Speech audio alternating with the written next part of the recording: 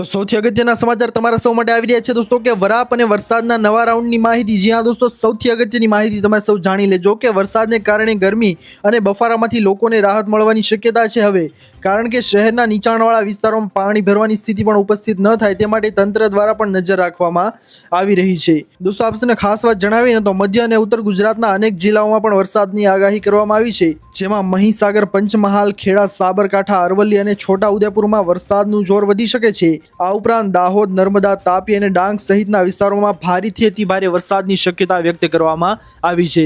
કેટલાક વિસ્તારોમાં ગાજવીજ સાથે વરસાદની આગાહી કરવામાં આવી છે, જ્યાં ભારે વરસાદ પડી શકે છે। અને આણંદ જિલ્લામાં લાંબા વિરામ બાદ ફરી એકવાર મેઘરાજાએ ધમાકેદાર એન્ટ્રી કરી છે। મોડી રાત્રે ગાજવીજ સાથે ભારે વરસાદ પડતા શહેરના અનેક નીચાણવાળા રસ્તાઓ પર પાણી ભરાઈ ગયું છે, જેથી કરીને સૌથી અગત્યના સમાચાર તમારા સૌ માટે આવી રહ્યા છે દોસ્તો કે વરાપ અને વરસાદના નવા રાઉન્ડની આગાહી છે દોસ્તો તે કરવામાં આવી છે, જેમાં હવે ઉત્તર ગુજરાત, મધ્ય ગુજરાતના જિલ્લાઓમાં ઘણા બધા જગ્યાએ ભારેથી અતિ ભારે વરસાદ છે તે પડી શકે છે। અને ખાસ કરીને જે વરસાદ પડશે દોસ્તો તે દાહોદ, નર્મદા, તાપી અને ડાંગ સહિતના અનેક વિસ્તારોમાં ભારેથી અતિ ભારે વરસાદ છે તે પડવાની શક્યતા વ્યક્ત કરવામાં આવેલી છે। ત્યારબાદના અગત્યના સમાચાર તમારા સૌ માટે આવી રહ્યા છે દોસ્તો, ખાસ કરીને કે પેટ્રોલ અને ડીઝલના ભાવને લઈને મોટી જાહેરાત। આંતરરાષ્ટ્રીય સ્તરે બદલાતા સમીકરણો અને મધ્ય પૂર્વમાં વધી રહેલા તણાવ વચ્ચે દેશના સામાન્ય નાગરિકો માટે એક રાહતભર્યા સમાચાર સામે આવ્યા છે।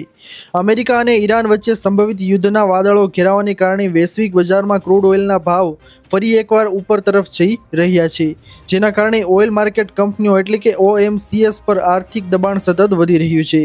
આમ છતાં આંતરરાષ્ટ્રીય બજારમાંથી આ અશાંતિથી સીધી અસર દેશના છૂટક બજાર પર જોવા મળી નથી। ગુરુવાર 13 ઓગસ્ટના રોજ દેશભરમાં પેટ્રોલ અને ડીઝલના ભાવ વારંવાર સંપૂર્ણપણે સ્થિર રહ્યા છે। આનો સીધો અર્થ એ થાય છે કે આજે પણ વાહન ચાલકોને ગઈકાલ જેટલી જ કિંમતે ઈંધણ ખરીદવું પડશે, જેથી કરીને સૌથી અગત્યના સમાચાર આવી રહ્યા છે દોસ્તો કે ઓઇલ કંપનીઓ વાળા ઉપર ભારે બોજ વધી રહ્યો છે, પરંતુ છતાં પણ માર્કેટની અંદર જે પેટ્રોલ અને ડીઝલનો ભાવ છે તે યથાવત તે મુજબ જ રહ્યો છે, સ્થિર જ રહ્યો છે। ગુરુવાર એટલે કે આજરોજ દોસ્તો 13 ઓગસ્ટના રોજ દેશભરમાં પેટ્રોલ અને ડીઝલના ભાવ સંપૂર્ણપણે સ્થિર રહ્યા છે, એટલા માટે અત્યારે તમારે લોકોને ગભરાવાની જરૂર છે જે નથી। ત્યારબાદની અગત્યની માહિતી તમારા સૌ માટે આવી રહી છે દોસ્તો કે 90,000 રૂપિયા માત્ર આધાર કાર્ડ ઉપર ભેટ। દોસ્તો શું તમે નાનો વ્યવસાય છે તે શરૂ કરવાનું વિચારી રહ્યા છો તો સરકાર પાસેથી નાણાંની સહાય તમે મેળવી શકો છો। મોદી સરકારે શેરી વિક્રેતાઓ માટે શરૂ કરેલી યોજના તમને જરૂર મુજબની હોઈ શકે છે। દોસ્તો હું તમને વાત કરી રહ્યો છું PM સ્વનિધિ યોજના વિશે, જે કોઈ પણ કોલેટરલ વિના 90,000 સુધીની લોન છે તે આપે છે, સાથે ક્રેડિટ કાર્ડ અને અન્ય વિવિધ સરકારી લાભો પણ આપે છે। દોસ્તો આ યોજનાનો ઉદ્દેશ્ય છે કે 7.5 મિલિયન લોકોને લાભ આનો 2030 સુધીમાં મળે। 2030 સુધીની તક જૂન 2020માં શરૂ કરાયેલી આ PM સ્વનિધિ યોજનાને COVID-19 રોગચાળા દરમિયાન પોતાની જીવનની આજીવિકા ગુમાવનાર શેરી વિક્રેતાઓને નોંધપાત્ર સહાય પૂરી પાડવાની હતી।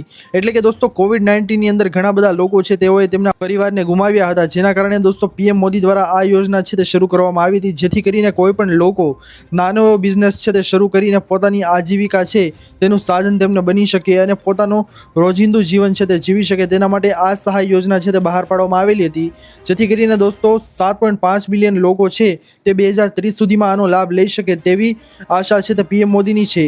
આ યોજના 31 માર્ચ 2030 સુધી કાર્યરત રહેવાની છે દોસ્તો, અને ઝડપથી લોકપ્રિયતા મેળવ્યા પછી આ યોજનામાં હવે 7.55 મિલિયનથી વધુ લાભાર્થીઓ છે, જેમાં 11.2 મિલિયનથી વધુ લોકોનું વિતરણ છે તે કરવામાં આવ્યું છે, જે કુલ 17,800 કરોડથી વધુ છે। જેથી કરીને સૌથી અગત્યના સમાચાર આવી રહ્યા છે દોસ્તો કે 90,000 રૂપિયા માત્ર આધાર કાર્ડ ઉપર તમે આ યોજના છે તેનો લાભ લઈ શકો છો, જેથી કરીને જે કોઈ પણ લોકો છે તે નાનો વ્યવસાય કે ધંધો શરૂ કરવાનું વિચારી રહ્યા છે તો આ સહાય યોજના, જેનું નામ છે દોસ્તો PM સ્વનિધિ યોજના, તે તમે તેનો લાભ છે તે લઈ શકો છો।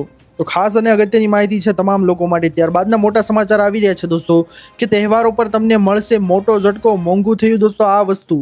દોસ્તો રોજિંદા વપરાશની વસ્તુઓ સામાન્ય માણસની પહોંચથી બહાર જઈ રહી છે, જેમાં તુવેર દાળ, મગની દાળ સહિતના તમામ કઠોળ, ચોખા, લોટ અને દૂધ જેવી પાયાની વસ્તુઓના ભાવમાં તોતિંગ વધારો થયો છે।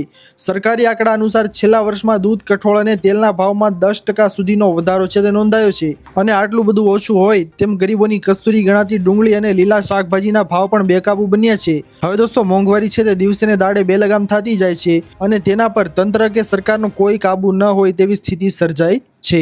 પવિત્ર શ્રાવણ માસથી દેશના તહેવારોની સિઝન છે તે શરૂ થઈ રહી છે, જેમાં રક્ષાબંધન, જન્માષ્ટમી, ગણેશ ચતુર્થી, નવરાત્રી અને દિવાળી જેવા મોટા તહેવારો છે તે એક પછી એક આવી રહ્યા છે।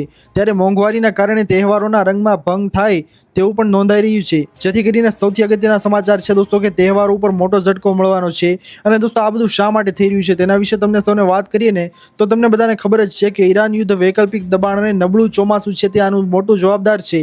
દોસ્તો ખાસ કરીને શાકભાજીના ભાવ એટલે નીચે પડ્યા છે કારણ કે ચોમાસું છે તે સ્થિર રહ્યું નથી, જેથી કરીને શાકભાજી છે તે સરખું ન આવતા ચોમાસાની અંદર લોકોને ભારે પૈસા દઈ અને શાકભાજી છે તે મોંઘા ભાવમાં ખરીદવા પડે છે। અને બીજી વસ્તુ છે દોસ્તો કે ઈરાન અને અમેરિકાના યુદ્ધને કારણે દોસ્તો તમારી જે વસ્તુ તમારા સુધી પહોંચવી જોઈએ, જે પહોંચવા માટે દોસ્તો રસ્તાની અંદર ઘણા બધા ચાર્જીસ ચૂકવવા પડે છે અને ઘણી બધી વસ્તુ છે તે પહોંચતી નથી, જેથી કરીને મુશ્કેલીથી મળતી વસ્તુ છે તે જવાબદાર ખાસ કરીને બની રહી છે કે તમારા ખિસ્સા ઉપર ખાસ અસર પહોંચાડે છે। નિષ્ણાતોના જણાવ્યા મુજબ દોસ્તો વર્તમાન મોંઘવારી પાછળ આંતરરાષ્ટ્રીય અને સ્થાનિક બંને પરિબળો જવાબદાર છે। ઈરાન યુદ્ધના કારણે વૈશ્વિક બજાર અને સપ્લાય ચેન્સ પ્રભાવિત થઈ છે, જેના લીધે ઈંધણ અને અન્ય આયાતી ચીજો છે તે મોંઘી થઈ છે। બીજી તરફ ચાલુ વર્ષ નબળા ચોમાસાને કારણે કૃષિ ઉત્પાદનને મોટો ફટકો છે તે પડ્યો છે। પાક ઓછો ઉતરવાની આશંકાને સ્થાનિક બજારોમાં સંગ્રહખોરી અને ભાવ વધારો ઝીકાયો છે।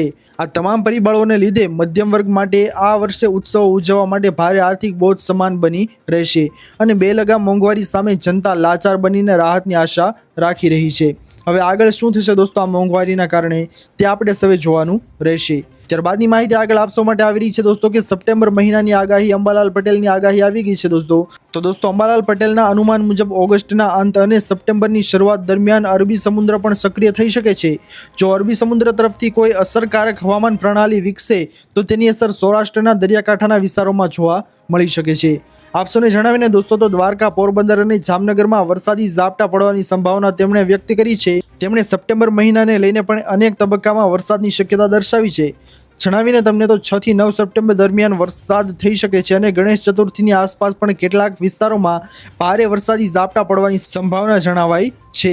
ત્યારબાદ 13 સપ્ટેમ્બરથી ગરમીમાં વધારો થવાની શક્યતા સાથે કેટલાક વિસ્તારોમાં વરસાદ છે તે ચાલુ થઈ શકે છે અને સાથે 23 સપ્ટેમ્બરની આસપાસ ગરમી વધુ અનુભવાઈ શકે છે, જ્યારે ભાદરવા સુદ અને ભાદરવા પૂનમ સુધી કેટલાક વિસ્તારોમાં વરસાદી ઝાપટા પડે તેવી શક્યતા અંબાલાલ પટેલ દ્વારા વ્યક્ત કરવામાં આવી છે। ત્યારબાદની અગત્યની માહિતી આવી રહી છે દોસ્તો કે મુખ્યમંત્રીની મોટી બેઠક। દોસ્તો આપ સૌને જણાવીને તો આવતીકાલે યોજાશે કેબિનેટ બેઠક।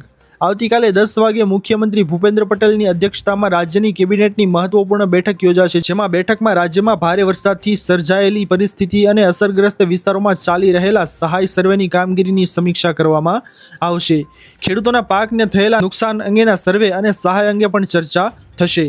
તિરંગા યાત્રા સહિત સ્વતંત્રતા દિવસ કાર્યક્રમોની તૈયારીઓની સમીક્ષા છે તે કરવામાં આવશે, જેથી કરીને સૌથી અગત્યની માહિતી તમારા સૌ માટે આવી રહી છે દોસ્તો કે આવતીકાલે કેબિનેટની બેઠકમાં ભૂપેન્દ્ર પટેલ છે તે 10 વાગે હાજર રહી અને મુખ્ય નિર્ણયો છે તે લોકોના હિતમાં કરશે। તો દોસ્તો આ હતી આજની સૌથી મોટી અને મહત્વની તમામ ખેડૂતો, તમામ લોકોને કામ લાગી શકે તેવી ખાસ માહિતી।